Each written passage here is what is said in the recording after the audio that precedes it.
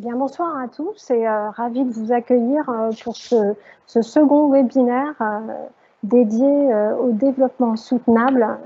Voilà, dans ce contexte confus et du Covid, de cette crise sanitaire qui nous touche depuis plusieurs mois maintenant. Ce webinaire s'inscrit dans une série de conférences en ligne qui a été initiée par l'Université Paris-Saclay et qui est organisée en partenariat avec l'Agence universitaire de la francophonie et le média The Conversation que je représente ce soir. Je suis Jennifer Gallet, je m'occupe de la rubrique environnement du site The Conversation. Voilà, alors je vous propose ce soir d'une discussion autour des enjeux alimentaires, la sécurité alimentaire, la production agricole, la transition agroécologique, toutes ces questions qui vont nous occuper et qui vont être mises en perspective par rapport au Covid et puis plus généralement à des enjeux globaux comme le changement climatique, changement de comportement, etc. Pour discuter de toutes ces questions, nous avons avec nous trois experts qui vont se présenter à vous. Voilà, et puis ensuite nous commencerons notre discussion. Alors, je vous laisse vous présenter tous les trois. Bonjour, Marianne Lebaille. Je suis enseignant-chercheur en agronomie à AgroParisTech. C'est une des constituantes de l'Université Paris-Saclay. C'est une école qui forme les ingénieurs et les chercheurs dans tous les domaines des sciences agricoles, des sciences agroalimentaires et de l'environnement. Et mes travaux personnels portent sur l'analyse, la conception, puis l'accompagnement aussi, du changement dans les systèmes techniques, on va dire de la parcelle de l'agriculteur jusqu'au territoire, composé de différents paysages, de différentes cultures, avec des questions comme la diversification des cultures, comme la réduction des produits phytosanitaires, la gestion de la qualité des filières. Voilà.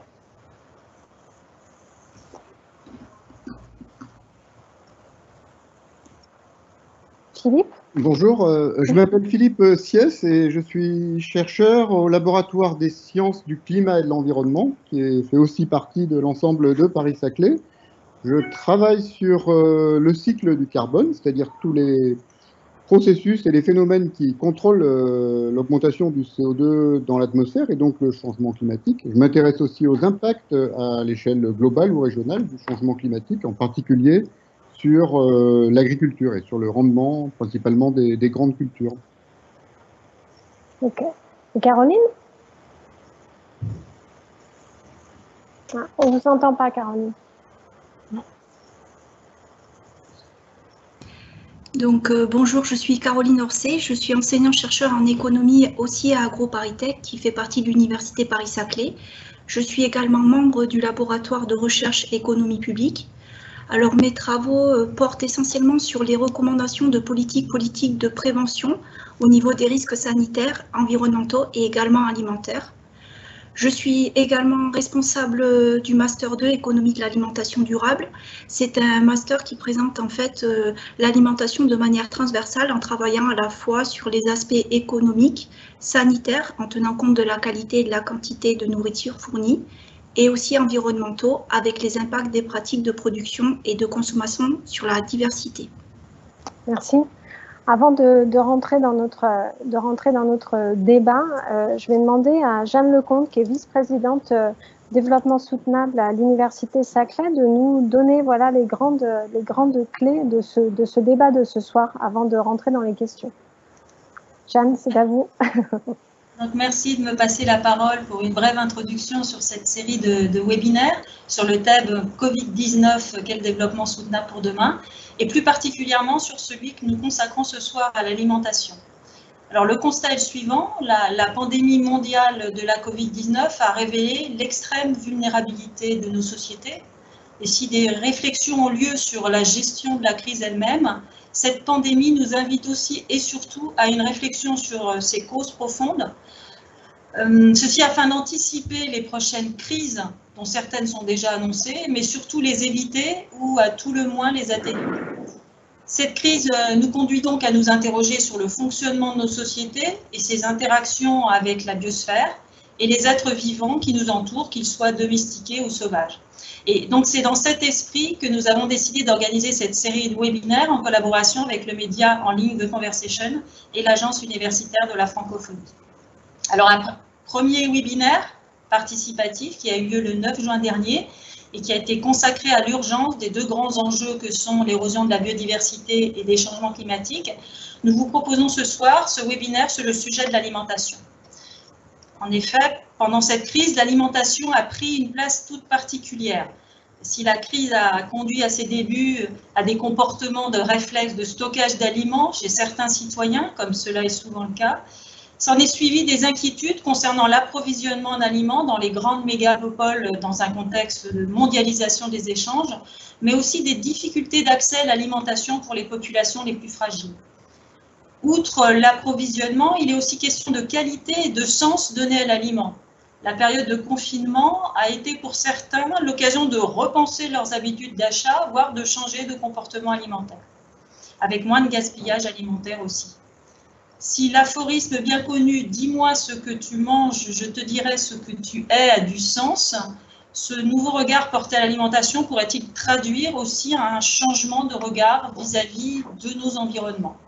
Alors la question de l'environnement, la question de l'alimentation, croise en effet d'autres enjeux comme ceux de la biodiversité et du climat que nous avons abordés lors du premier séminaire. Les circuits courts, les filières de production plus respectueuses de l'environnement, mais aussi la question de la sécurité alimentaire doivent être bien sûr abordées de manière concomitante avec les problèmes d'usage des terres et des mers et de celle des changements climatiques. Alors penser le développement soutenable dans un sens de soutenabilité forte pour répondre à ces défis complexes qui s'annoncent pour nos sociétés, c'est un challenge qui nécessite le croisement des savoirs et des idées. Alors la soutenabilité, elle implique en effet deux dimensions indissociables qui sont ceux de la préservation de la biosphère sur lequel nos sociétés s'appuient, notamment pour leur alimentation, et ceux de la justice sociale. La garantie d'une alimentation suffisante, mais aussi de qualité pour tous, et d'ailleurs l'objectif numéro 2 des 17 objectifs du développement durable de l'ONU, dont l'intitulé complet est « Éliminer la faim, assurer la sécurité alimentaire, améliorer la nutrition et promouvoir l'agriculture durable ». Alors quand il est question d'agriculture durable, on pense notamment à la transition agroécologique, qui est un concept qui croise les disciplines.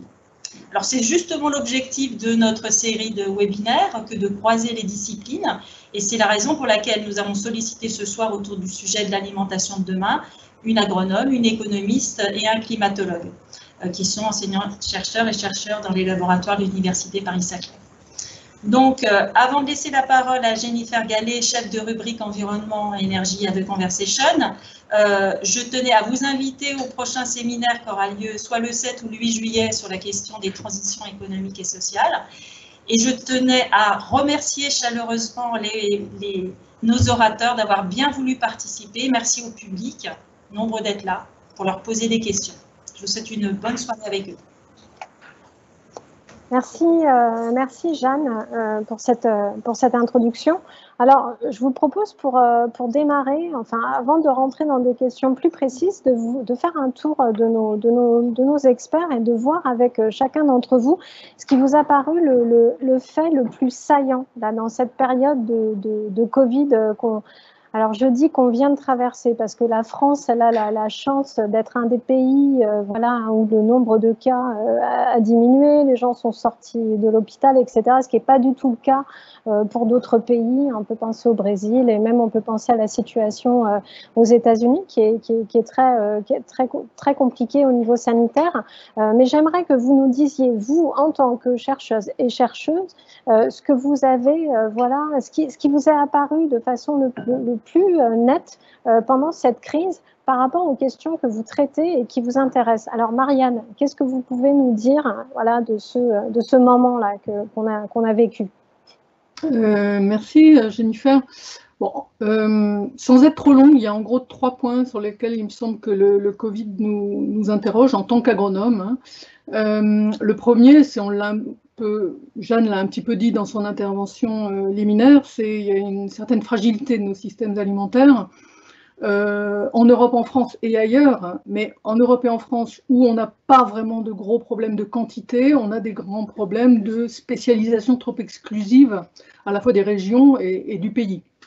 Vous savez qu'on importe pas mal de fruits et légumes, des protéines végétales, et puis qu'on exporte du blé, des céréales en quantité relativement importante. Et si on parle d'autonomie alimentaire des régions, bon, une région donnée, en gros, elle a entre 10 et 25% de capacité d'autonomie locale. Donc il y a, dans des situations comme le confinement qu'on a vécu, brutalement, on se rend compte que les flux qui sont entre régions ou entre pays, ils sont interrompus et ça pose des problèmes d'alimentation. Alors c'est un point sur lequel les agronomes travaillent beaucoup ces dernières années autour de la question de la diversification des systèmes, donc de la relocalisation d'une certaine diversité des cultures dans les territoires. Et on attend, nous, en tant qu'agronomes et agroécologues, on attend de cette diversification qu'elle multiplie les leviers de régulation, en particulier de régulation biologique, qui permettent une économie d'intrants, une économie des ressources en eau. Quand vous combinez des cultures qui ont des profondeurs d'enracinement différents, vous pouvez faire des économies de ressources en eau.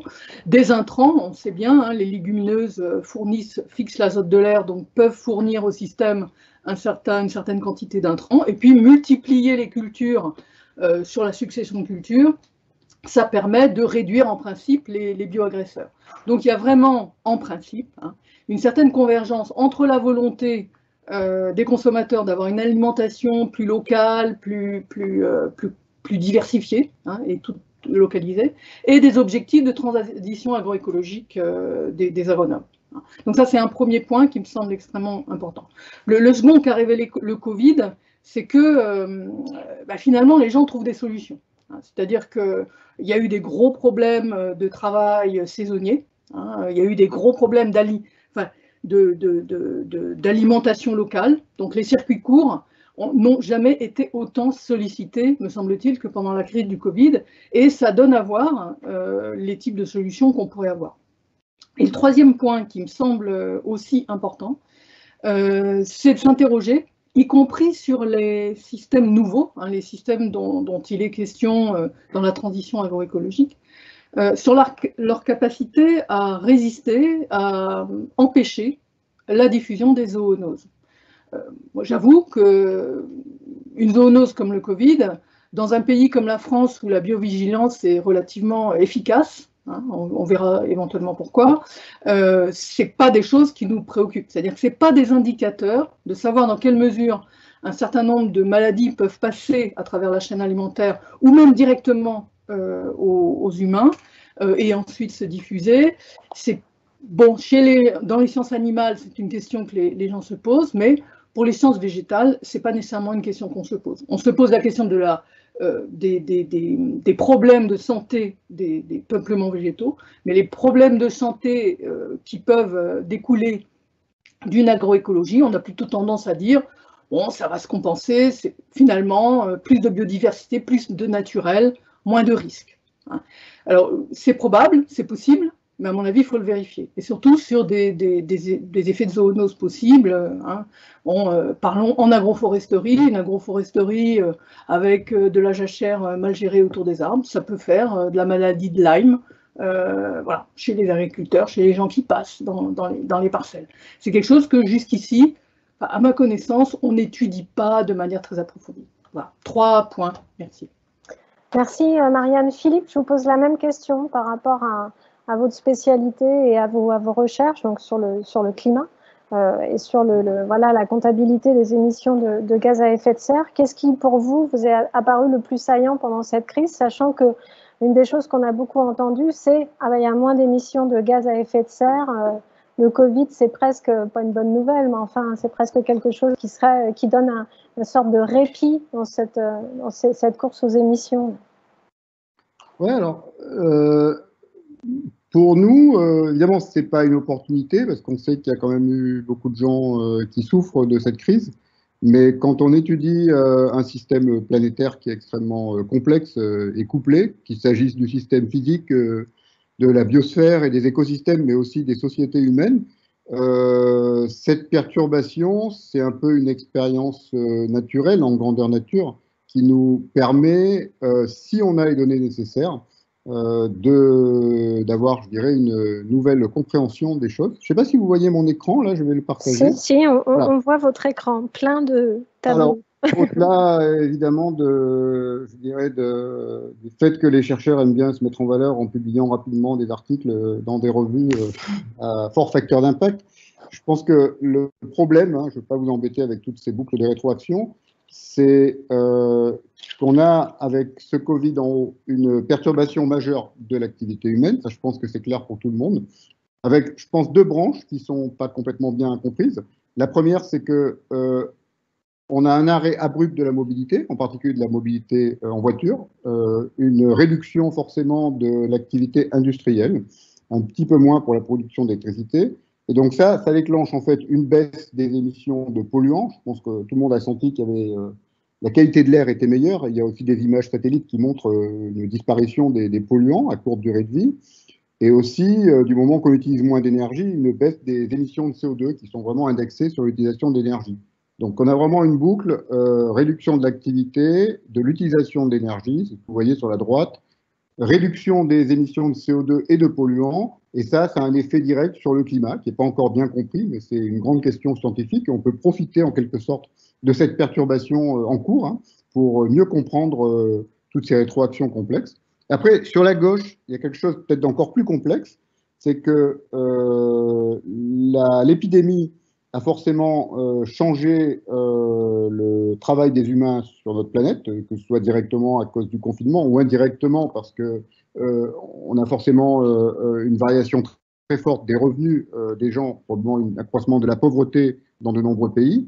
Et la question, c'est de savoir, un peu comme disait Marianne, est-ce que ces changements de la force de travail disponible ont été suffisamment forts pour changer les chaînes d'approvisionnement alimentaire ou pas? Donc c'est a priori pas complètement, mais quand même. Est-ce que c'est suffisamment fort pour changer le commerce mondial? On pense en particulier aux pays dépendants. Et puis, est-ce que la pauvreté, notamment dans les pays du Sud, conduit à une pression supplémentaire sur les écosystèmes? Alors, chez nous, on a des images de castors et de marmottes dans les rues, c'est plutôt sympathique, évidemment, retour un peu de la vie sauvage dans les villes qui sont désertées. Mais dans pas mal de pays du Sud, par exemple, s'il n'y a plus de ressources pour faire des safaris et amener des touristes, il y aura forcément plus de braconnage, donc une disparition accélérée des derniers grands animaux sauvages. Voilà. Donc, c'était un peu long, mais c'est deux boucles de rétroaction, impact de l'homme et de l'économie sur les écosystèmes, et puis de l'autre sur l'énergie, les polluants, le CO2 et le climat. Voilà. Il ne faut pas oublier quand même qu'en même temps qu'il y a cette crise, il y a aussi un réchauffement climatique qui est très important, c'est vraiment du jamais vu. Entre janvier et mai 2020, vous avez l'anomalie de température terrestre. Alors, évidemment, il fait plus chaud que pendant les 30 années précédentes, mais ce qui est vraiment extraordinaire, c'est que pratiquement de la France au Kamtchatka, on a une anomalie persistante, ce n'est pas une vague de chaleur de 3 jours, qui culmine jusqu'à 10 degrés sur la moitié de l'Eurasie et presque toute la Sibérie. Et donc, cet extrême climatique qu'on est en train de vivre est aussi quelque chose d'exceptionnel, en même temps que les effets de l'épidémie. Je vais arrêter le partage. Ouais. Et enfin, Caroline, alors est-ce que vous pouvez nous dire, vous, de votre point de vue, ce qui vous a paru le plus important là, pendant le Covid-19? Alors, au regard de mes recherches, en fait, ce que j'ai essentiellement noté, c'est que la sécurité et l'approvisionnement alimentaire en France ont été effectivement mises à l'épreuve. Mais on a noté quand même que grâce au travail des agriculteurs, des industries alimentaires et également aux mesures de gestion des risques, l'alimentation a été toujours présente et une alimentation de qualité. Alors pour revenir un petit peu au niveau des politiques de mesures de gestion des risques qui ont été mises en place pour préserver un revenu des agriculteurs, il y a eu tout d'abord l'assurance récolte qui a été mise en place. Alors un petit peu pour expliquer ce qu'est l'assurance récolte, c'est une prise en charge d'environ au maximum 65% des cotisations d'assurance de multirisque climatique couvrant les récoltes. Et aussi, il y a eu le Fonds national agricole de mutualisation des risques sanitaires et environnementaux qui a été sollicité. Donc, ça permet d'indemniser l'agriculteur en cas de perte de production. Et il fait partie en fait du second pilier de la politique agricole commune, donc de la PAC. Donc il sert à maintenir le revenu aux agriculteurs. Il faut savoir aussi qu'au niveau national, il y a eu des dispositifs de soutien financier qui ont été aussi mis en place, des fonds d'allègement des charges, des exonérations fiscales, sociales et des aides aux trésoreries. Et également, il y a eu des décisions individuelles où il y a eu une aide de toutes les coopératives pour les exploitants qui étaient un peu dans la peine à cette période-là. Donc, ce que je retiens de cette période de crise, c'est qu'il faut absolument encourager les démarches préventives. Donc, dans le sens où il faut encourager peut-être l'assurance, et il faut aussi encourager les systèmes d'adaptation dans ce genre de cas d'épidémie et même bientôt de changement climatique, puisqu'on est quand même sur le sujet du changement climatique. Donc, il faut encourager toutes ces démarches. Donc, par exemple, je crois que Marianne Lebal en a parlé, il faut parler de la diversification des territoires. Il faut aussi parler, par exemple, en système de protection de filets paragrèles, de systèmes de lutte contre le gel. Et il faut également prendre en compte tous les risques plus importants qui pourraient faire finalement l'objet d'un transfert vers l'assurance ou vers le système mutualisé avec des fonds de mutualisation. Il faudrait voir aussi que ce serait important d'avoir une intervention publique qui agisse lorsque la crise est très grave. Alors c'est vrai que le Covid a été une crise assez grave, on en verra les conséquences. Pour l'instant, on est actuellement encore sous le choc puisque nous sommes sortis depuis à peine un mois du confinement. Mais il serait bien de mobiliser la réserve de crise qui a été prévue par la PAC à cet effet pour aider les agriculteurs. Donc en gros, ce que je retiens de cette période de crise, c'est qu'elle a rappelé à la fois l'importance du secteur alimentaire aux consommateurs, mais également aux producteurs, et aussi son utilité. Et je remarque aussi que l'intérêt des mesures de prévention sont très importantes pour gérer les risques, parce qu'elles ont permis en fait d'avoir un revenu aux agriculteurs et également que le consommateur ait accès à l'alimentation durant tout le confinement.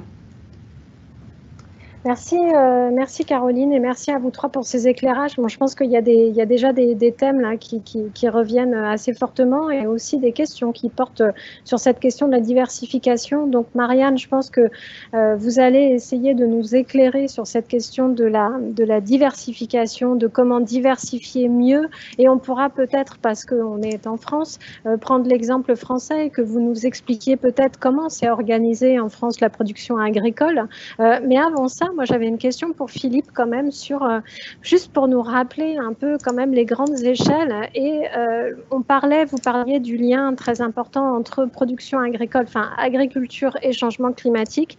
Est-ce que vous pouvez juste nous dire en fait dans le bilan des émissions de gaz à effet de serre, l'agriculture ça représente quoi et quel type d'agriculture est la plus émettrice de gaz à effet de serre à l'heure actuelle? J'enlève le micro. Ouais, alors aujourd'hui, en fait, l'agriculture, alors je sais plus, ça dépend comment on fait la comptabilité, mais c'était à peu près peut-être 20-30% des émissions de gaz à effet de serre. La particularité de l'agriculture, c'est que ce sont plutôt des émissions de gaz qui ne sont pas du CO2. Il y a deux gaz principaux. L'un, c'est l'oxyde nitreux, le N2O, et lui, il est vraiment indexé aux applications d'engrais. C'est-à-dire qu'on met des engrais azotés, et il y en a une partie qui part sous forme d'azote, qui n'est pas dangereux pour le climat. Malheureusement, il y a une partie qui part sous forme de N2O. Et donc, c'est pratiquement proportionnel à la quantité d'engrais appliqués. Et donc, on a une forte augmentation des émissions de N2O, qui est un gaz à effet de serre plus puissant que le CO2, mais dont la concentration n'est pas très forte. Et le deuxième point, c'est en fait l'élevage qui produit du méthane, en particulier l'élevage de ruminants, qui est l'une des sources principales, je crois que c'est un tiers de la source globale de méthane. Et ça, c'est lié vraiment en fait au processus de digestion dans l'estomac, système ruminant des animaux, des grands animaux. Hein.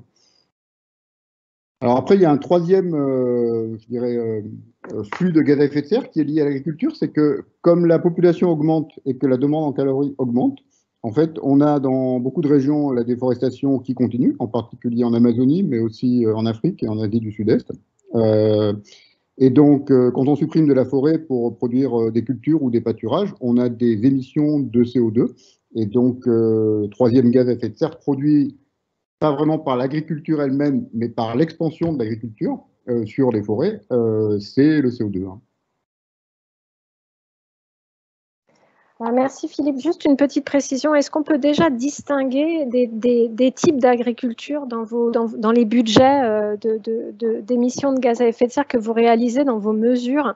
En fait, de voir, par exemple, de dire l'agriculture extensive, elle est beaucoup plus émettrice que d'autres types d'agriculture. Est-ce que ça, c'est quelque chose qu'on voit nettement dans les études que vous conduisez? Ouais, alors c'est une bonne question en fait. C'est un peu, je dirais, un compromis parce que si on fait des choses très intensives, on émet beaucoup d'oxyde nitreux parce qu'il va falloir mettre des fertilisants et puis d'autres produits aussi phytosanitaires. Enfin, pour le climat, on aura plus d'émissions d'oxyde nitreux. Par contre, on utilisera moins de terre et donc on aura moins d'émissions liées à la déforestation. Et donc, il y a pas mal d'études qui se sont penchées sur la question. Est-ce qu'il vaut mieux intensifier là où ça vaut le coup et puis garder des terres en préservant des écosystèmes naturels, ou au contraire, est-ce qu'il vaut mieux un peu de subsistance partout? Et c'est certain que, alors, les études existantes montrent qu'on peut quand même, on a un très gros potentiel pour concentrer et intensifier l'agriculture. En termes d'externalité environnementale, c'est-à-dire de consommation en eau et d'émissions de gaz à effet de serre, je ne sais pas pour les produits phytosanitaires, ça n'a pas forcément un effet négatif. Par contre, ça a un effet négatif en termes de souveraineté alimentaire, c'est-à-dire que ça revient à concentrer la production en Europe, aux États-Unis, au Canada, et à faire dépendre finalement les pays du Sud d'importations agricoles qui viennent des zones où l'agriculture est la plus favorable.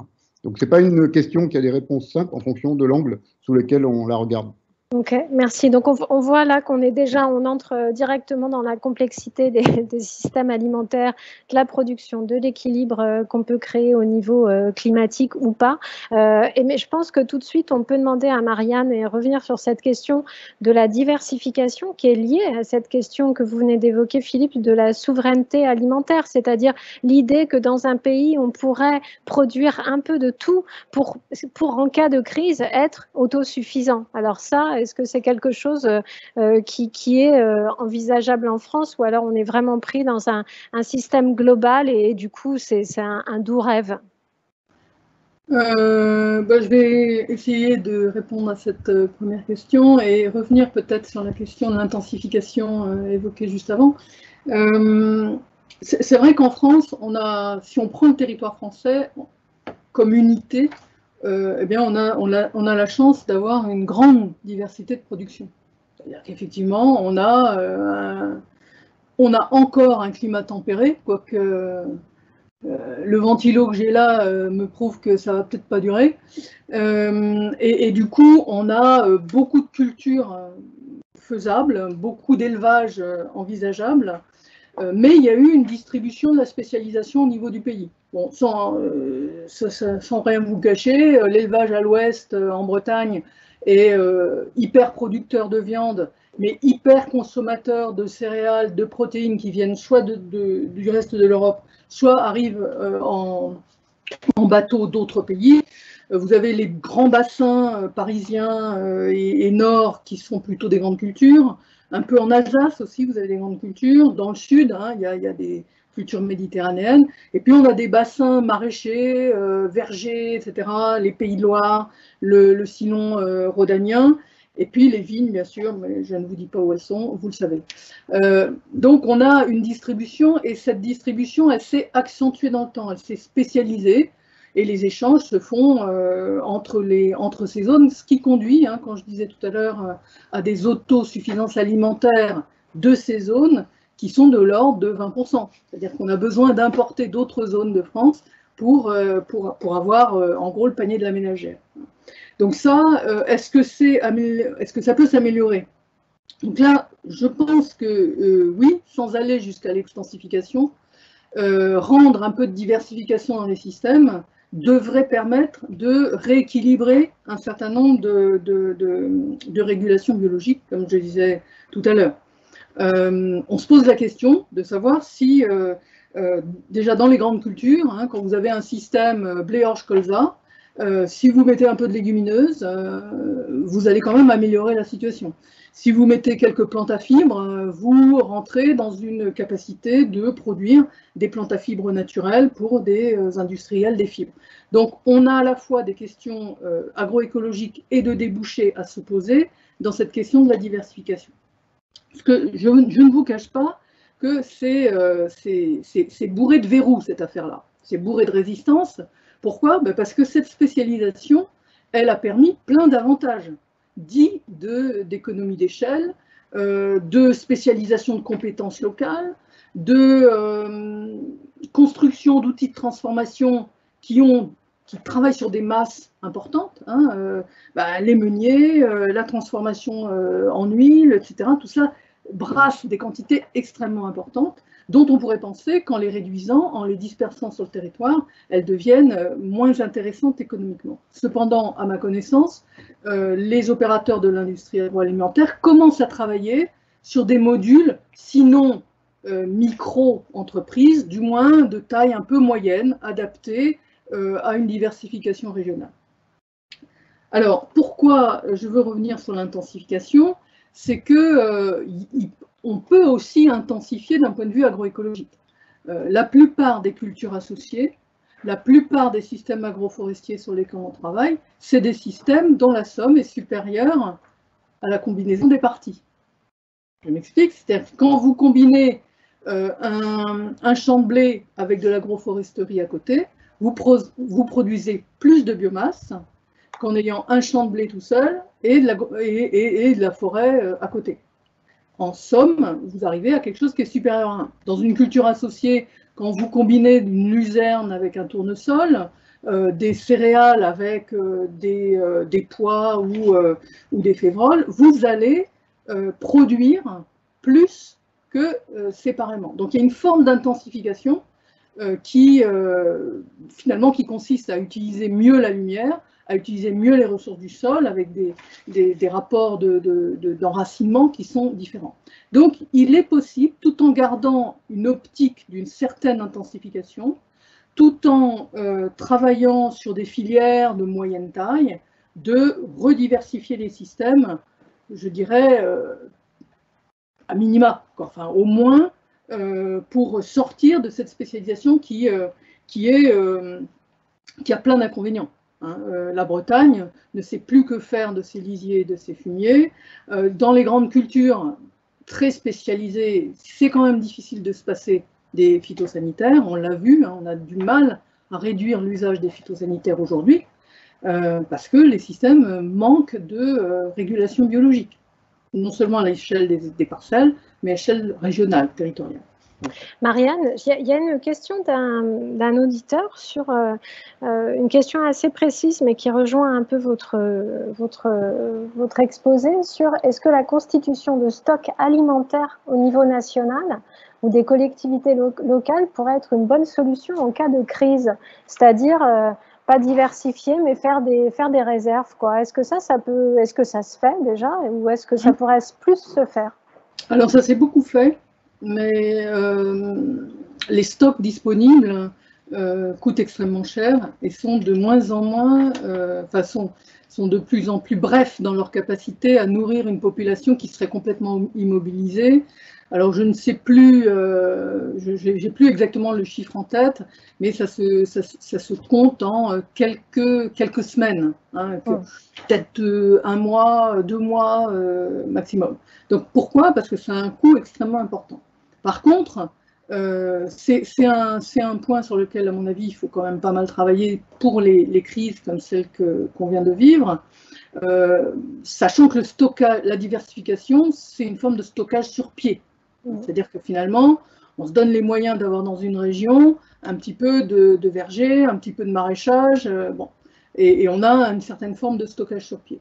Moi, je pense qu'il faudrait revenir sur des stockages plus locaux, hein, je suis assez d'accord, mais il faut savoir en payer le prix. Stocker dans des bonnes conditions, sans attaque d'insectes, etc., ça demande un petit peu de subtilité et ça pourrait retomber sur des problématiques phytosanitaires, hein, puisqu'on sait qu'une partie des stockages à une époque était quand même conservée avec des produits phytosanitaires. Aujourd'hui, ce n'est plus le cas, beaucoup moins le cas, mais ça demande quand même des technologies de stockage quand même assez sophistiquées.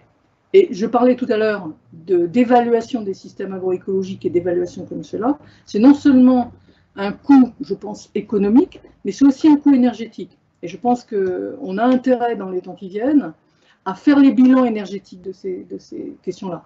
Bon, vous savez très bien qu'il y a un débat sur produire de manière dispersée en comptant sur une logistique locale ou concentrée en comptant sur une redispatchage des produits. Là, on est vraiment au cœur de ça. Les stockages, c'est ça. D'accord, on va les faire localement, mais ça va coûter énergétiquement. Donc, il faudrait derrière des systèmes énergétiques à bas coût, avec des cultures.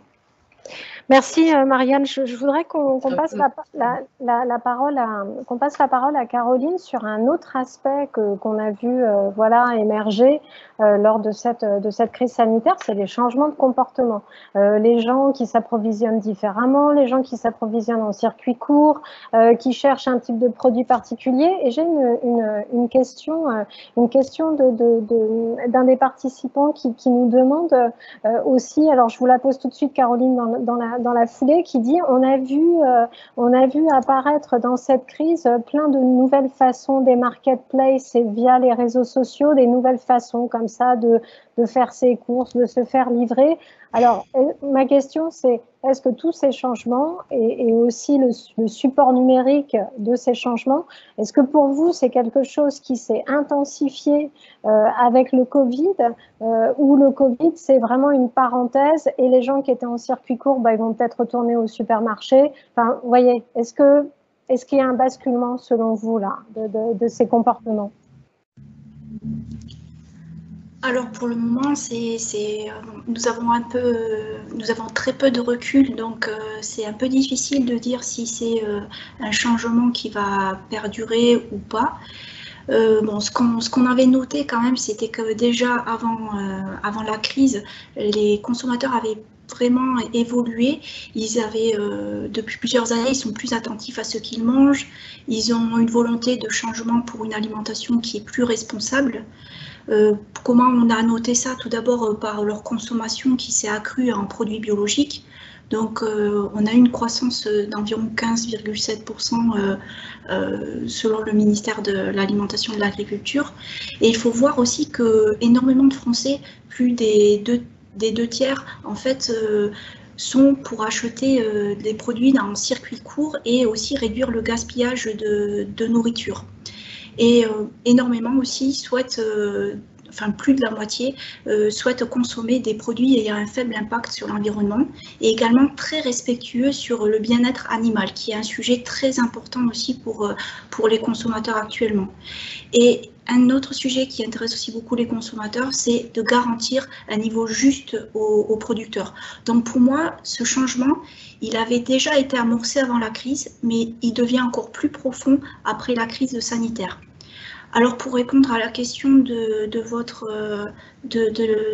l'internaute sur toutes les nouvelles mesures numériques, effectivement les achats en ligne et tout étaient déjà mis en place, mais c'est vrai que il est fort possible finalement que les gens continuent à acheter en ligne, mais ça, on n'a pas encore de données, on n'est pas trop conscient si ça va être le cas plus tard. Puisque en fait, quand on était confiné, on ne pouvait pas sortir très longtemps, donc ça semblait normal de pouvoir commander en ligne et de ne pas peut-être perdre le temps de balade à faire ses courses. Mais aujourd'hui, pourquoi continuer? Je n'ai pas vraiment de réponse puisque finalement, on n'a pas de recul sur ce problème-là. Donc il est possible que certains décident de faire une transition vers justement le numérique, mais que d'autres reviennent vers leurs habitudes Donc j'ai pas vraiment de réponse sur ce point-là. J'ai quand même un point à soulever au niveau parce que là on a parlé beaucoup du consommateur, mais il y a eu aussi une transformation aussi au niveau des producteurs. En fait, il faut noter, et ça, Marianne et Philippe en ont parlé, de la souveraineté alimentaire. Donc, cette évocation en fait de cette souveraineté alimentaire fait penser que notre filière alimentaire va aussi pouvoir se reconstruire de façon pérenne et plus forte et plus compétitive. Alors, Marianne en a parlé au niveau de la diversification, mais également au niveau de tous les circuits de distribution qui vont être normalement plus locaux, puisqu'il y a eu vraiment une émergence de ce système-là. Et on voit aussi émerger dans les villes les fermes urbaines. Et c'est vrai que vu la responsabilité au niveau de l'environnement, les agriculteurs souhaitent aussi diminuer les coûts de transport et également les délégations de l'alimentation aux pays lointains. Donc c'est vrai qu'il y a un changement aussi du côté de l'offre, mais il faut savoir aussi que l'échange entre le consommateur et le producteur s'est aussi réduit. Maintenant, on est plus dans une démarche d'être en direct. Donc, le producteur doit assurer aussi cette continuité de service. Et finalement, peut-être que ça serait très intéressant pour lui d'investir dans ce genre de méthode et qu'au niveau de la rémunération, il pourra aussi gagner beaucoup plus d'argent en vendant directement et sans les intermédiaires. Donc, en ce moment, on est vraiment dans une transition à voir dans quelques mois si elle perdure, mais elle avait déjà été amorcée auparavant, donc c'est possible que ce changement local et direct perdure. Merci Marianne. Il y a une question pour Philippe par rapport, mais c'est une question pour Philippe et pour Marianne, je pense en même temps, mais c'est par rapport à la qualité de la nourriture. C'est-à-dire que l'idée de produire une nourriture de qualité, donc et là on pense notamment à l'agriculture biologique par exemple, qui utilise moins d'intrants, qui a voilà des process qui se rapprochent de l'agroécologie mais est-ce que, encore une fois, même, et d'ailleurs, et je rebondis sur votre mention des fermes urbaines. Aujourd'hui, les populations urbaines sont en développement. Est-ce qu'on pourrait imaginer que d'avoir plus d'agriculture dans les villes, ça serait mettre moins en danger le climat et la biodiversité, par exemple? Est-ce que ça, c'est des solutions qu'on peut imaginer, de se dire, bah, rapatrions l'agriculture en ville pour essayer d'avoir moins d'impact? Oui, je ne sais pas si... En tout cas, ce qui est intéressant sur les deux questions qui ont été posées, est-ce que tout le monde peut manger bio, en gros? Est-ce que tout le monde peut manger local? C'est quand même des questions fondamentales. Hein. Et je pense que c'est vraiment important de regarder les données qui sont disponibles. Alors, je peux partager un écran si vous voulez. Oui, tout à fait. Je ne sais pas si vous voyez quelque chose là? Là, on voit, oui. Voilà, d'accord. Alors, c'est juste 3 transparents et c'est vraiment, bon, c'est des articles qui sont publiés dans des revues comme Nature. Première, c'est ce qu'on appelle une méta-analyse, c'est-à-dire les gens ont regardé les rendements de manière correcte, c'est-à-dire au même endroit, on fait pousser du blé ou des fruits bio et du blé ou des fruits conventionnels, et on regarde ce qu'on appelle, en fait, sur l'axe des X, la réponse, c'est-à-dire si c'est 1, ça veut dire que le rendement du bio est égal au rendement du conventionnel, si c'est 0,8, ça veut dire qu'il est 20% plus faible, et on met une barre d'erreur parce qu'évidemment, on a des données qui viennent de partout dans le monde. Donc, ces premières méta-analyses qui sont intéressantes parce qu'elles montrent qu'en fait, pour les fruits, par exemple, on n'a pas de perte de rendement en produisant bio. Pour les céréales, on a une perte qui est de l'ordre de 20%, mais je reviendrai un peu là-dessus.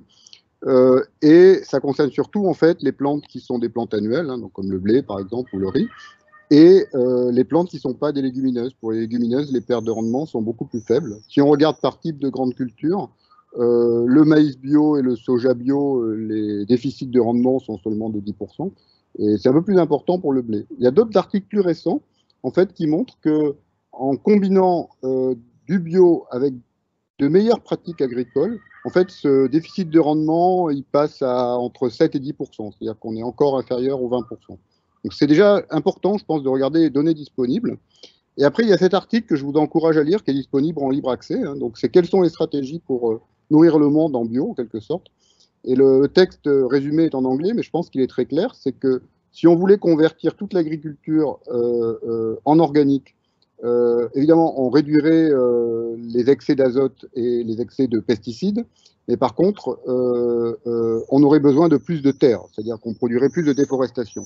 Et par contre, là où cet article est intéressant, c'est qu'il explique que en regardant l'agriculture organique en combinaison avec une réduction du gâchis alimentaire et en optimisant finalement l'élevage, là, on a la possibilité pratiquement, en fait, sans aller chercher plus de terre sur la forêt, de nourrir pratiquement l'humanité entière à sa population actuelle avec de l'organique. Alors c'est important, hein, c'est deux articles importants.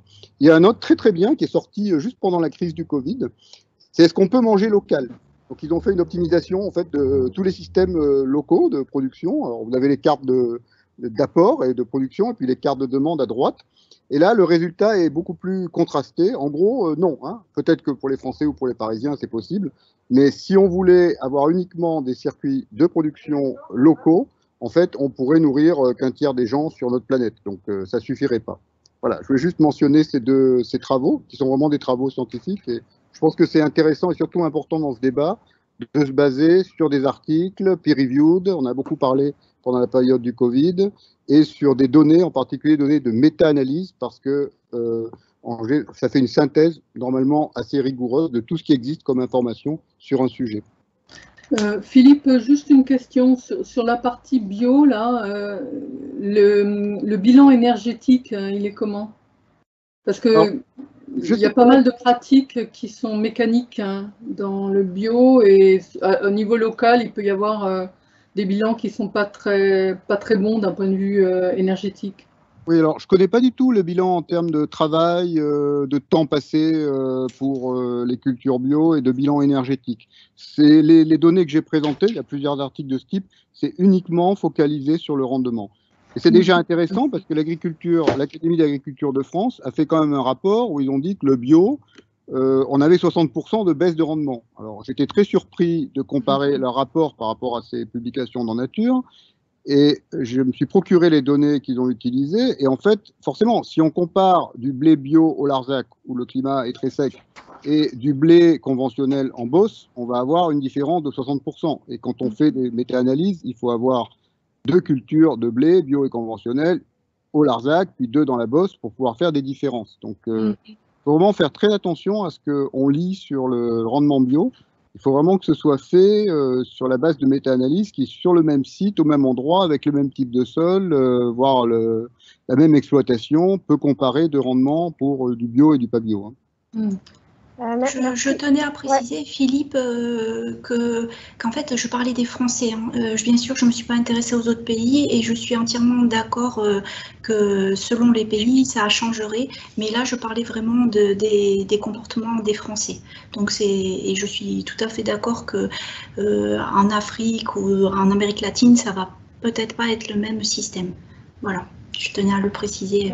Merci pour cette précision. Alors moi, il y a une autre, je pense qu'il y a une autre précision qu'on peut peut-être apporter là, même si je pense que le public est bien au fait de ces différents types. Mais là, on est en train de parler de bio. Vous nous avez parlé d'agroforesterie, on parle d'agroécologie. Alors Marianne, est-ce que vous pourriez juste nous expliquer en fait, en gros, cette transition vers une agroécologie, mais qu'est-ce que c'est en fait? Qu'est-ce que c'est et est-ce que c'est en cours? Cette transition, elle consiste à prendre beaucoup plus en cause, enfin de prendre un certain nombre de facteurs qui sont généralement gérés chimiquement ou avec grosse quantité de ressources, de réduire cette consommation de ressources et d'utiliser l'écologie et les régulations biologiques pour se substituer à cet usage presque hors sol hein, pour certains systèmes, hein, même s'ils sont en sol, utilisant beaucoup de phytosanitaires, beaucoup d'azote, de synthèse, etc. Bon, l'agriculture biologique est considérée comme, de ce point de vue-là, un peu à l'extrémité. Bon, il y a des produits naturels qui sont utilisés en termes de sanitaires.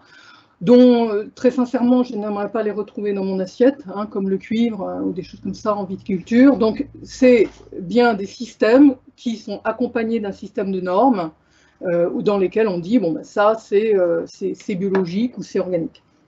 Donc l'agroécologie se pose la question de savoir les interactions à différents niveaux. Au niveau de la parcelle, entre une vie du sol, bon, il y avait une question sur l'agriculture de conservation, hein, qui dit l'agriculture de conservation, on ne fait plus de labour, on entretient une qualité du sol d'un point de vue biologique, d'un point de vue structural, d'un point de vue vie du sol, mais la conséquence de ça, c'est qu'on a pas mal d'adventices, pas mal de mauvaises herbes, et qu'il va falloir s'en débarrasser à un moment dans le système. Et ces systèmes sont souvent associés à du glyphosate, et l'internaute disait mais comment on peut faire continuer à conserver le sol et réduire les quantités de glyphosate. Bon, en fait, probablement, il faut changer fondamentalement les systèmes de culture, encore plus qu'ils ne le sont aujourd'hui. C'est-à-dire qu'on ne doit laisser aucune possibilité à un certain nombre d'adventistes de prendre le dessus sur les cultures. Donc il y a bien des évolutions en ce moment qui sont en cours, hein. Celle-ci en fait partie, mais qui ont leurs propres défauts. Donc on a favorisé la vie du sol, mais on a un problème d'adventice et on ne peut pas se passer d'un certain phytosanitaire. Donc l'agroécologie, moi je pense qu'elle est en marche, hein. Il y a d'autres exemples d'agroécologie, mais qui sont éventuellement bloqués par un certain nombre de résistances, bon, de nature agricole comme on vient de le voir, mais aussi liées aux filières. On parlait des mélanges tout à l'heure, des associations tout à l'heure. Quand vous faites une association, à la fin, vous avez 2 espèces dans votre lot. Hein, vous avez 2 espèces dans votre stock. Là, toute l'agriculture et toutes les filières françaises aujourd'hui travaillent sur un principe de pureté des lots. Il faut que ce soit pur, en espèces, en variétés, et comme ça peut rentrer dans le système qui est adapté à cette pureté des lots, et en plus ça permet d'avoir une régulation sanitaire des lots importante. Très difficile aujourd'hui de vendre un mélange de graines de pois ou de vérole et de blé. Je dirais que personne n'en veut, sauf peut-être des animaux en agriculture biologique. Même dans l'industrie agroalimentaire de l'alimentation animale, il est extrêmement difficile de vendre un lot déjà mélangé. La solution, c'est le tri. Donc effectivement, ça marche très bien. Et vous avez des coopératives qui se sont mis à faire des lentilles et du blé dur en association, qui à la sortie font de l'eau et vendent maintenant en paquets, ce qu'elles ne connaissaient absolument pas encore il y a 10 ans, en paquets des lentilles, vendent des lentilles, etc. À l'autre bout, entre parenthèses, il faut des consommateurs, hein. Il n'y a encore pas trop de monde qui se lève la nuit pour manger des haricots secs.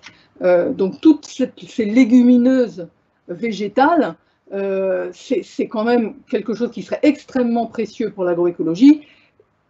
Les marchés sont relativement inélastiques, hein. C'est-à-dire qu'il n'y a pas grand monde, enfin il y a du monde maintenant, ça commence, mais on n'en mange pas quand même des quantités. Ces associations-là, bon, elles sont en agribio ou pas. Il y a des associations, c'est-à-dire qu'est-ce que ça veut dire d'être en agribio? Ça veut dire d'avoir pris, d'avoir le logo, hein, et d'avoir donc été vérifié comme étant bio. Il y a un certain nombre d'agriculteurs qui utilisent très peu de phytosanitaires, mais qui veulent garder la possibilité de le faire en cas de crise, en cas de difficulté.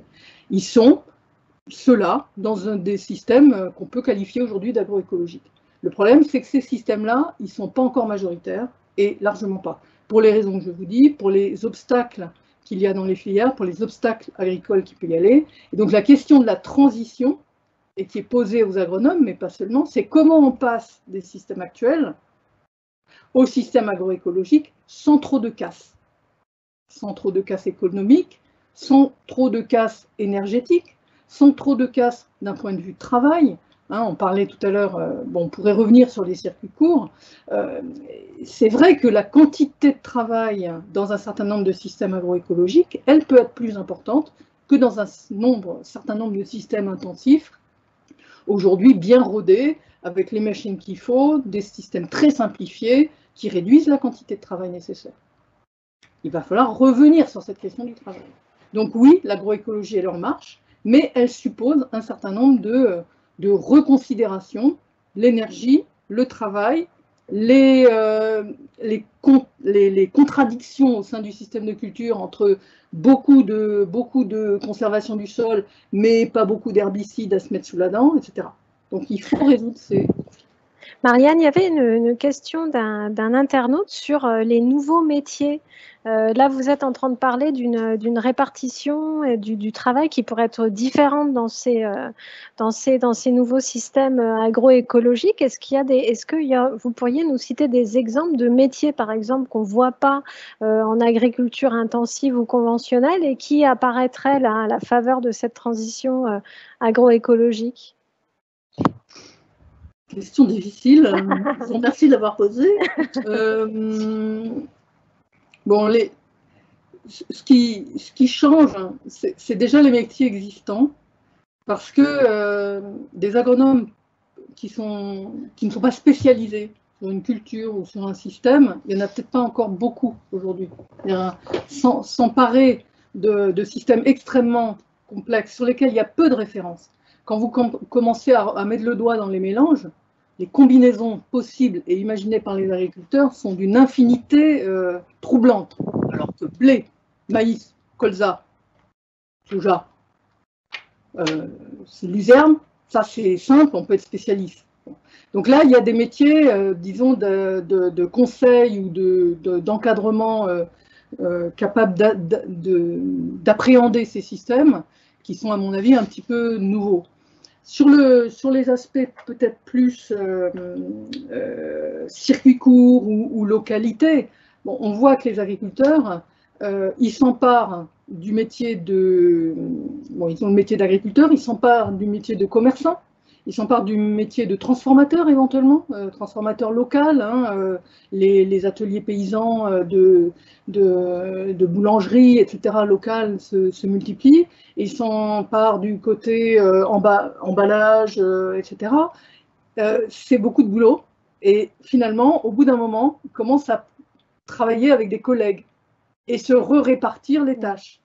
Donc, finalement, dans un certain nombre de cas, ils recomposent des formes, on peut dire coopératives, hein, mais à la mesure et à la taille peut-être plus humaine que celles que les coopératives ont prises aujourd'hui, mais qui permettent un petit peu quand même de répartir les compétences, d'être un tout petit peu plus efficace et de ne pas tout faire soi-même. Okay. Donc il y a des choses qui évoluent là de façon importante. Merci d'avoir répondu à cette question inattendue. Alors, il y a une autre question qui est apparue aussi dans notre fil voilà, de questions d'internautes, et je pense que Caroline, c'est quelque chose que vous vouliez d'ailleurs évoquer sur la question du gaspillage, parce qu'on dit, voilà, il y a une façon de s'alimenter, comment bien s'alimenter, quel type d'agriculture privilégier. Il y a aussi, on a un peu évoqué les comportements, la consommation, mais cette question du gaspillage, c'est aussi une façon de réduire l'impact, de moins gaspiller, de moins jeter. Alors, qu'est-ce que vous pouvez nous dire là-dessus?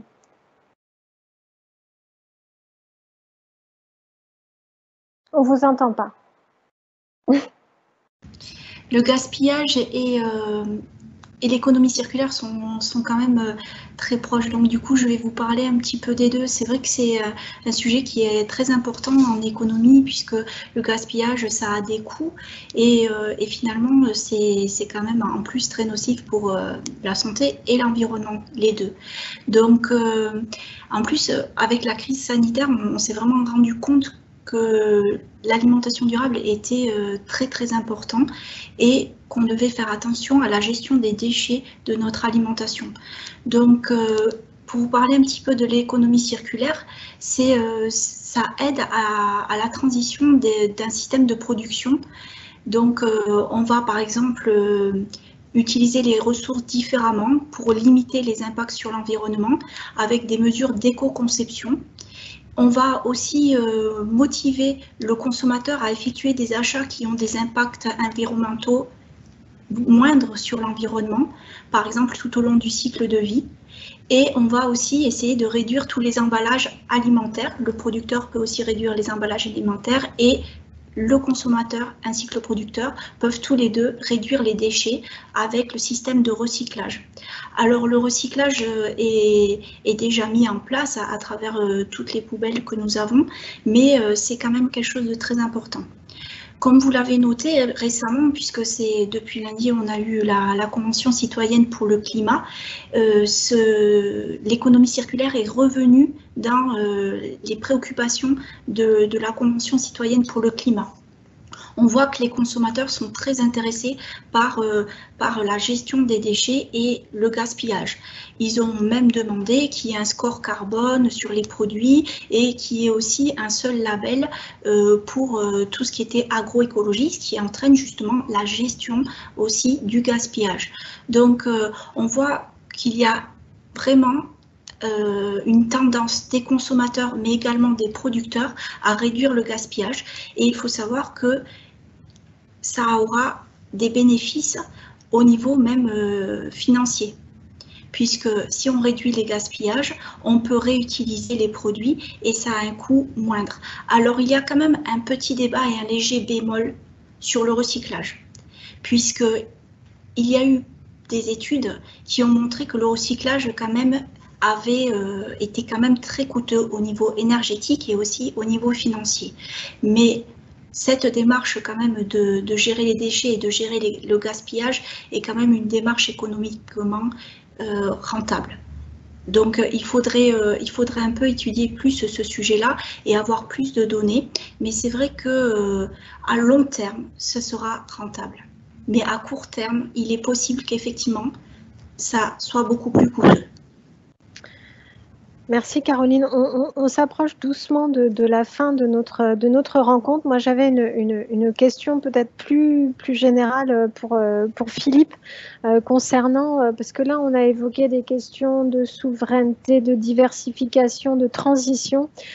Si on se met à une échelle plus globale et aussi sur la question d'avoir à manger, de pouvoir manger avant de pouvoir bien manger et manger des choses qui ne détruisent pas l'environnement. Et en rapport avec le changement climatique, qu'est-ce que vous pouvez nous dire un peu des prévisions par rapport à le lien entre la sécurité alimentaire et puis ce qu'on voit, ce que vous soulignez, c'est-à-dire des phénomènes d'augmentation des températures manifestes?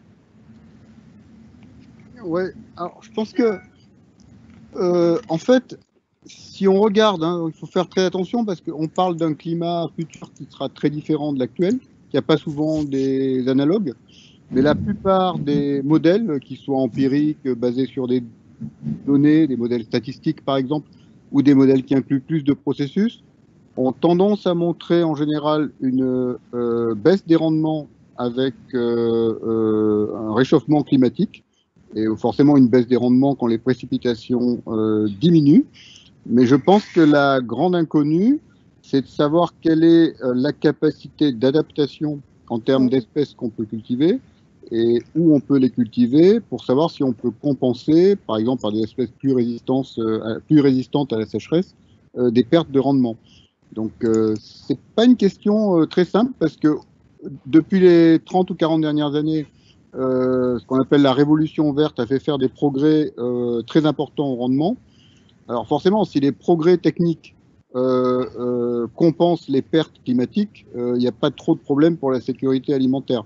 Maintenant, si on n'a plus de progrès techniques parce qu'on a réalisé le maximum, ou on est près du maximum de ce qu'on peut faire en termes de potentiel, là on n'aura pratiquement que les pertes en termes de changement climatique. Je pense que le deuxième problème, c'est qu'il y a encore pas mal de territoires relativement libres pour l'agriculture, en Sibérie, mais bon, le climat est quand même pas très simple, et surtout au Brésil, en Amazonie. Et donc, le risque principal, c'est qu'en cas, par exemple, de baisse des rendements ou de demande pour certains produits, eh ben, on puisse avoir en fait une déforestation et une perte des forêts tropicales restantes. J'avais une image qui est quand même assez... c'est vraiment quelque chose qu'on étudie en ce moment parce que je pense que c'est un processus vraiment très important dans le nexus entre, je dirais, changement climatique, déforestation et rendement. Si on regarde le Brésil, donc c'est une surface immense, et toute la déforestation qui est représentée ici à partir de données satellites à très haute résolution qui sont disponibles sur le site de l'agence spatiale brésilienne. En fait, partout où c'est rose, ça veut dire que la forêt est perdue pour faire des cultures, par exemple des cultures de soja. On voit qu'il n'y en a pas beaucoup. Et puis, partout où c'est jaune, c'est qu'on enlève la forêt pour faire de l'élevage. Hein. Donc, aujourd'hui, la déforestation au Brésil, c'est essentiellement de la déforestation pour faire de l'élevage. Et pourquoi? Parce que, évidemment, l'élevage est relativement bon marché. Les exportations de bœuf du Brésil ont très fortement augmenté. On regarde par exemple sur le graphe du haut, des pays comme l'Égypte, ils importent 44% de leur bœuf, hein, du bœuf qu'ils consomment vient du Brésil, 51% pour Hong Kong, 66% pour la Russie, etc. Donc tous ces pays qui sont importateurs de bœuf font qu'en fait le prix du bœuf augmente. Et comme il y a beaucoup de terres disponibles et pas beaucoup de régulation environnementale, en tout cas en ce moment au Brésil, eh ben, on a vraiment un risque très fort pour la déforestation. Et donc ça, c'est quelque chose qu'on étudie en direct, parce que en projetant le prix du bœuf, c'est pour ça qu'on regarde beaucoup ces signaux, on peut pratiquement essayer de faire une meilleure estimation de la déforestation à venir, hein, qui va venir pendant la saison sèche, c'est-à-dire pendant l'été en 2020, quoi.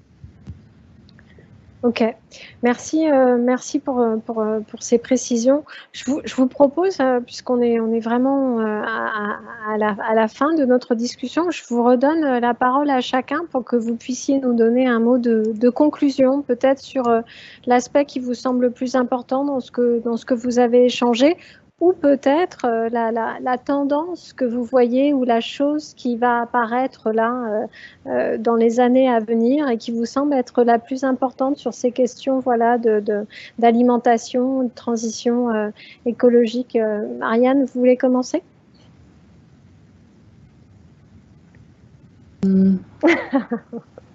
Merci de me coller toujours en tête de pont. Je pense que le point important, c'est de reconnecter la question de l'alimentation avec la question de la production. En tout cas, en France, ça paraît bizarre, mais on a un peu éloigné, les sphères se sont un peu éloignées les unes des autres. Et du coup, reconnecter aussi la production et la transformation, hein, à travers des conceptions un peu couplées d'innovation qui vont permettre de renouveler l'alimentation. C'est-à-dire qu'on ne va pas rester sur les standards existants, il faut les modifier, parce que l'agroécologie ne pourra pas s'adapter aux standards actuels de l'industrie et de la distribution et de la consommation comme aujourd'hui. Vous prenez les normes de tomates, de pommes, etc. C'est jamais les bonnes par rapport à ce que un agribio ou un agroécologue qui maîtrise de manière biologique ces pommes peut produire. Donc il va y avoir de la conversation, c'est le cas de le dire, excusez-moi de ce jeu de mots, entre les acteurs de la filière, et ça c'est absolument des filières et des territoires. Les citoyens demandent aujourd'hui que les cantines soient alimentées localement ou en bio ou en agroécologie avec du label, etc. Cette conversation doit augmenter pour qu'on arrive à combiner l'ensemble. Et ce n'est pas l'agriculture bio ou l'agriculture conventionnelle qui vont faire l'avenir. C'est bien une combinaison des deux et des transitions vers plus de régulation biologique qui va à mon avis, être avisée. Et il faut que les politiques publiques, il y avait une question là-dessus, soient derrière. Et les politiques publiques, souvent, elles sont trop brèves. Hein. Ces transitions, elles vont prendre du temps. Il faut tenir le coup sur du moyen terme. La transformation d'un système de culture sur 3 cultures en un système de culture sur 10 ans, ça ne se fait pas en 5 ans, ça ne se fait pas en 2 ans, ça se fait en 10 ans. Donc il faut soutenir le système sur du long terme, avec des leviers qui soient vraiment extrêmement tenaces sur la manière de coordonner ça au niveau des territoires. Voilà. Donc du long terme et de la combinaison au sein des filières. Merci Marianne. Caroline, votre mot de conclusion par rapport à ce qu'on a évoqué, puis aussi par rapport à ce qui peut se passer là, dans les années qui viennent sur ces questions d'approvisionnement et de consommation. Alors, moi, ce que je retiendrai quand même, c'est que si nous voulons une alimentation soutenable et durable, il faut absolument penser aux filières. Si je prends par exemple le secteur laitier. Le secteur laitier, avant la crise, déjà les éleveurs dénonçaient une situation qui était difficile et demandaient une réappréciation du prix d'achat du lait de l'ordre de quelques centimes d'euros par litre, pour éviter finalement de leur disparition de leur élevage et de leur ferme. On a vu que pendant la crise du Covid, tous les maillons de la chaîne laitière, aussi bien les éleveurs que les fromagers, ont eu des pertes massives de débouchés avec la fermeture, premièrement, des marchés, ensuite de la restauration et également des frontières. Il faut savoir que le secteur laitier, les exportations laitières représentent 37% de leurs produits. Donc, heureusement, la filière, pour soutenir, avait créé un fonds de solidarité qui était alimenté par l'interprofession et ce fonds était quand même de 10 millions d'euros pour soutenir les éleveurs qui étaient prêts à diminuer volontairement leur production. Mais vous voyez aujourd'hui, le cours du prix du lait a encore baissé et Lactalis a annoncé récemment, c'est le premier groupe en fait laitier au monde, qu'il décidait de baisser les prix moyens versés aux producteurs pour le risque de l'année parce qu'il anticipe en fait les conséquences de la crise sanitaire sur le chômage et le pouvoir d'achat des consommateurs. Et ainsi, cela risque d'entraîner une baisse du prix de vente du lait au consommateur final. Finalement, qui va supporter cette diminution ? Ça va être les éleveurs. Et pourquoi? Parce que tout simplement parce qu'ils ne peuvent pas négocier, leur denrée est périssable. Et tout à l'heure, Marianne a parlé de stockage. Et là, par exemple, on a un gros problème de stockage au niveau des produits laitiers. Donc, ils ne peuvent pas attendre que les prix remontent. Donc, on a vu, pour moi, que le Covid a aggravé cette fragilité, en particulier du secteur laitier, et qu'il faut faire très attention, si on souhaite une alimentation qui est durable, à soutenir nos agriculteurs, que ce soit le secteur laitier, que ce soit le secteur de la viande ou les légumineuses. Merci Caroline. Et Philippe, alors on vous laisse le conclure et conclure. Si. Oui, je pense que Marianne et Caroline ont déjà pas mal synthétisé un petit peu la complexité de cette conversation. Moi, ce qui me stupéfie, c'est que on est quand même dans une société très, je veux dire, technologique, interconnectée sur tous les points. Et en fait, quand on veut suivre l'impact d'une perturbation comme celle du Covid sur la production, les prix, en fait, je suis stupéfait finalement du manque de données qu'on a. C'est-à-dire qu'il y a beaucoup de données. On peut avoir les prix sur le marché international, mais il faut savoir que ça représente peut-être 10% des volumes totaux qui sont consommés. Il y a beaucoup de consommation domestique. Et on a très peu, en fait, de monitoring, en quelque sorte, ou de systèmes qui sont mis en place pour pouvoir faire une analyse scientifique des tensions sur l'approvisionnement, sur la consommation, sur les prix, qui sont forcément très régionaux, sur les chaînes de distribution. Et ça, je pense que ça nous fait réfléchir, parce que on sait prédire le temps, on a des satellites d'observation de la Terre, on peut prédire, avec une certaine erreur bien sûr, le climat de l'été prochain, etc. Donc pour la physique, la météorologie, il y a des systèmes de prévision et d'analyse qui sont très complets, qui sont très structurés. Mais pour tout ce qui est finalement agriculture, la prévision des rendements face au climat de l'année, il y a quelque chose, mais ce n'est pas systématique. Et l'analyse des prix, des circuits commerciaux, etc. Souvent, en fait, on dit quelque chose, mais on est juste limité par les données qu'on a sous la main pour vraiment dire quelque chose de pertinent et basé sur, je dirais, de l'évidence scientifique. Merci Philippe. Merci de cette conclusion qui nous renvoie à la nécessité de toujours chercher ces données et de bien les analyser. Voilà, mais écoutez, nous arrivons à la fin de notre discussion. J'espère que vous avez à la fois appris, mieux compris et eu des éléments pour distinguer tous ces problèmes qui se mettent sous ce thème de l'alimentation soutenable. Voilà, nous vous donnons donc rendez-vous à bientôt pour un nouveau webinaire qui se tiendra début juillet sur un autre thème, voilà, qui sera communiqué bientôt. Vous pouvez retrouver toutes ces informations sur la page que l'AUF dédie à cette série de webinaires et aussi sur notre site The Conversation. Je vous souhaite une bonne soirée. Merci. Merci à tous.